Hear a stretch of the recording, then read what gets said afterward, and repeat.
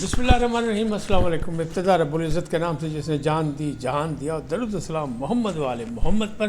आइए के साथ नासिर नकवी हाज़िर खिदमत है। नाज़रीन, नवाज शरीफ और बेनज़ीर की तरह NRO नहीं लूँगा, ये ऐलान किया है इमरान खान ने एक बार फिर। और ये भी याद रखें कि मुज़ाकरात भी चल रहे हैं। दूसरी जानिब आसिम मुनीर फिर याह्या खान करार दे दिए गए। पीर सियासत का खड़ा हुकूमत, इस्टेबलिशमेंट और अपोजिशन सब नू रगड़ा लाता उन्होंने। पारा चनार तवज्जो तलब, वरना मामला गड़बड़। और अफ़गानिस्तान में अमरीका और भारतीय मुदाखलत जारी। कैसे कैसे उनको फंड मुहैया किए जा रहे हैं ये भी आपको बताता हूँ। लेकिन पहले आपसे गुजारिश है उनको सब्सक्राइब करें, लाइक करें, घंटी का बटन दबाना ना भूलें और अपनी कीमती राय का इज़हार अपनी शख्सियत के मुताबिक करें। जी नाज़रीन, पहली बात कि NRO होगा नहीं होगा। NRO लेना चाहते हैं इमरान खान, नहीं लेना चाहते। ये मुज़ाकरात की वजह से लोगों को शोर यही लग रहा था कि यकीन यही था कि ये बात NRO की है, और हुकूमत भी इसे इस्तेमाल कर रही थी कि ये NRO नहीं तो क्या है। दूसरी जानिब हुकूमत ने मुतालबा कर दिया कि चार्टर ऑफ डिमांड लिख के दें, उन्होंने इनकार कर दिया क्योंकि उन्हें पता है कि उन्होंने भी अपने इस्तेमाल किया था दौरे इमरानी में। जब इनसे लिख के मांगे गए थे मुतालबात तो उन्होंने कहा था देखें ये लिख के NRO मांग रहे हैं। तो मामलात उसी तरह वो कह रही है फिर भी हमारे लिए ना इस्तेमाल हो, लिहाजा वो लिख के देने को तैयार नहीं। बहरहाल मुतालबा ये है कि खुला मैदान से शेर नल टाइगर नल मुलाकात कराई जाए। यानी कमेटी जो है मुज़ाकराती कमेटी, उसकी पहली मुलाकात जो है वो कराई जाए फिर से, यानी खुले मैदान में। कमरे के अंदर कैमरे लगे होते हैं, लोग होते हैं, ये वो, तो इस तरह बात नहीं बनती। लिहाजा मुज़ाकराती कमेटी हो और टाइगर खुले मैदान से हो, यानी ओपन एयर में। तो बहरहाल वो अभी तक नहीं हो सकी, हो जाएगी अगली मुलाकात से। लेकिन अगली मुलाकात या अगले मुज़ाकरात या अगली बैठक, उसकी डेट भी अभी तक किसी तरफ से कोई अनाउंसमेंट नहीं हुई। ताहम इमरान खान ने एक ट्वीट किया अपने अकाउंट से, जो वो ख़ुद तो नहीं करते, करता तो कोई और है क्योंकि वो तो जेल में है।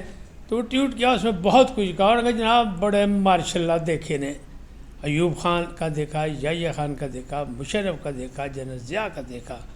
लेकिन जो याह्या खान का था ना, वो बड़ा बदतरीन था। और उसी तरह का इस वक्त भी हाल है कि जनरल आसम जो हैं वो भी वही बनना चाहते हैं। उसने भी मुल्क तोड़ा था, ये भी मुल्क तोड़ना चाहते हैं। बाकायदा इल्ज़ामात लगा दिए चंद दिन की खामोशी के बाद। फिर ये क्या हुआ? तो गौर करें मेरे व्लॉग का 2, 3, 4, 5। मैंने कहा था ये कुछ भी नहीं होगा, ये 1.5 लाख लगने ही लगना है। ये सिर्फ टाइम लिया जा रहा है, टाइम स्पेस मांगते हैं, ताख़ीरी हरबे इस्तेमाल कर रहे हैं। हुकूमत भी खेल रही है और अपोजिशन भी खेल रही है, और नीयतें दोनों की नहीं। और नीयतों का दारोमदार अमाल पर है, इन्नमल अमालु बिन्नियात। तो फिर अमाल जो है दोनों के माशाअल्लाह अजीब व गरीब हैं। दोनों एक दूसरे को धोखा दे रहे हैं, या बहलावा दे रहे हैं, या वक्त पास कर रहे हैं। तो अब मामला जो हैं उसमें बहुत सी चीज़ों पे बैकफुट खेलते जो है वो अपोजिशन नज़र आती है। क्योंकि पहले ने कहा था चार्टर ऑफ डिमांड लिख के देंगे, बाद में उन्होंने इनकार कर दिया। तो ये यू टर्न तो उनके यहाँ मामूली बात है। बहरहाल ये मसले मसाइल इसी तरह चल रहे हैं। लेकिन इमरान खान ने बहुत से इल्ज़ामात लगा दिए। उन्होंने कहा जनाब लिबरल माहौल ज़रा सा सिर्फ मुशर्रफ के दौर में था, बाकी तो सब बुरा। लेकिन अयूब खान का नाम ही नहीं लिया, जिसने इस मुल्क पर, इस धरती पर मार्शल्ला की दाग बेल डाली, जिसने जस्टिस मुनीर से फ़ायदा उठाते हुए अदलिया में मदाखलत की। और आज वो यही कह रहे हैं कि जब मार्शल्ला लगता है तो अदलिया भी तबाह हो जाती है, अदारे भी तबाह हो जाते हैं, और इंसाफ भी नहीं मिलता, और मामला गड़बड़ हो जाते हैं। तो लेकिन उन्हें अयूब खान का नाम नहीं लिया।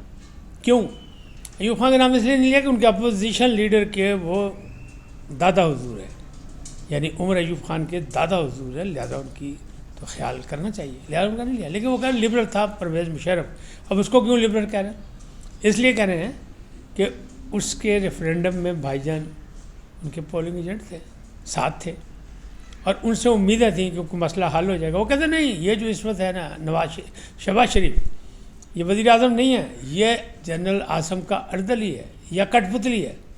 ये ज़बान पहले नहीं इस्तेमाल की, बूट पॉलिश करते रहे, लेकिन नाम नहीं लिया कभी उन्हें। लेकिन अब तो वो डायरेक्ट हो गए कि मौजूदा वज़ीर आज़म साहब जो हैं वो अर्दली हैं आसिम मुनीर के, और कठपुतली है। उनके पास कोई वो नहीं है, ताकत नहीं है, कोई इस्तेमाल नहीं है, कोई इख्तियारात नहीं है, कुछ भी नहीं है। जबकि मुल्क के हालात में तब्दीली आ रही है और باقاعدہ معاشی صورتحال بھی بہتر ہو رہی ہے، اسٹاک ایکسچینج بھی بہت تیزی سے دوڑ لگا رہی ہے، اور بھی بہت سے معاملات ہیں۔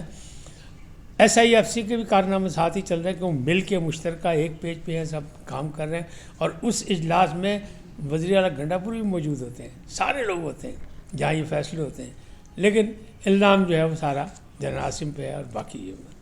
بہرحال یہ ان کی مرضی ہے اور وہ یہ کرتے ہیں، کچھ دنوں کے بعد خاموش رہتے ہیں، پھر کچھ دنوں کے بعد اچانک پھلجھڑیاں چھوڑ دیتے ہیں۔ تو یہ خان صاحب کی سیاست کا انداز مطلب سیاست ہے، طریقہ کار ہے۔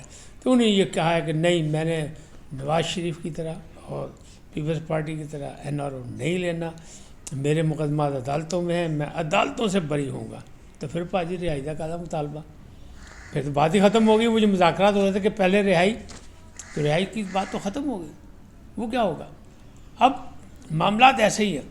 دوسری طرف نے کہا جی یہ جو 190 ملین ہے یہ بالکل جھوٹا کیس ہے، بالکل اس میں کوئی نہیں، میں تو ایک رفاہی ادارہ بنایا، مجھے ذاتی طور پہ اس کا کوئی فائدہ نہیں، اور میں نے دور دراز علاقے میں ایک بالکل مطلب بیکار زمین پہ جا کے میں نے یہ بنایا، نول یونیورسٹی کی طرح اور شوکت خانم کی طرح، تو یہ رفاہی ادارہ ہے، اس میں مجھے ایک ڈیڈی کا فائدہ ہے۔ لیکن وہ یہ نہیں بتایا کہ اس کے بورڈ آف ڈائریکٹرز میں ہم سب ہیں، مشا بی پی ہیں، ہمارے ریلیٹیو ہیں، یہ نہیں کہا۔ انہوں نے کہا اس پہ کوئی نہیں، یہ تو زبردستی میرے پہ دباؤ ڈالنے کے لیے اس کا فیصلہ جان کے اس کو تاخیر میں لایا جا رہا ہے تاکہ ہم مجھ پہ دباؤ پڑے اور ہم مذاکرات میں کوئی بات ان کی حکومتی مانے، لیکن بہرحال میں نہیں مانوں گا، مجھے NRO نہیں چاہیے۔ تو یہ تو بات ہو گئی سیدھا۔ اب دوسری جانب یہ پیر سیاست، وہ جو ہے نا اپنا مولانا حضرت فضل الرحمان صاحب، انہوں نے ایک پریس کانفرنس کھڑکائی ہے پشاور میں۔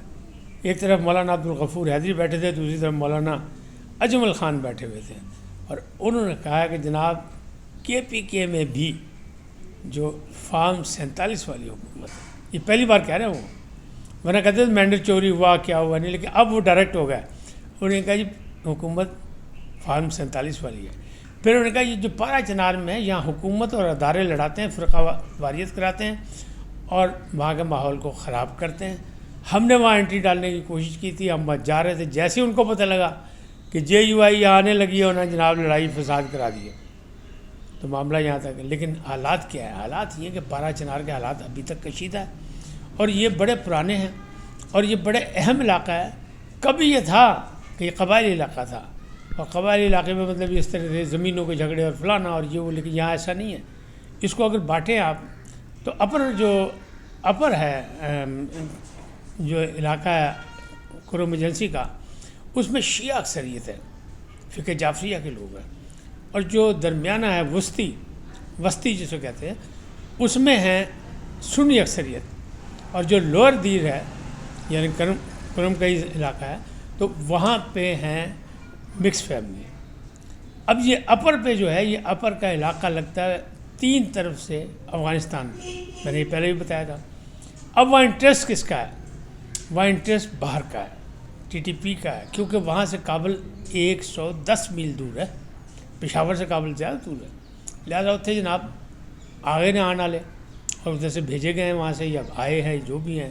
اور دوسری طرف جو ہے وہ لوگوں کا انٹرسٹ بھی آپ کو پتہ لگ گیا کہ بھارت بھی اب چیخ پڑا کہ جو سرجیکل اسٹرائک کی اس میں معصوم مارے گئے، بھارت صاحب یہ کہہ رہے ہیں، بھارت کا دعویٰ یہ ہے، اور امریکہ بہادر جو ہے وہ بھی انہیں پہلے کر چکے ہیں، لیکن اطلاعات یہ ہیں کہ جناب 40 ملین ہر ہفتے ڈالر وہاں پہنچتے ہیں امریکہ کی طرف سے۔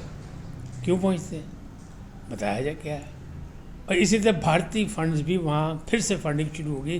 بھارت ایک دفعہ تو یہاں سے بھاگ گیا تھا، لیکن اب پھر وہ طالبان کے ساتھ یعنی فنڈنگ چل رہی ہے، اور یہ پرانا ہے کہ ان کو ضرورت ہے، کیونکہ وہاں معاشی صورتحال بہت ہلکی ہے، خراب ہے، تو اس کے لیے ضروری ہے طالبان حکومت کو بچائے۔ لیکن یہ 40 ملین ڈالر جو آتے ہیں یہ کس لیے آتے ہیں؟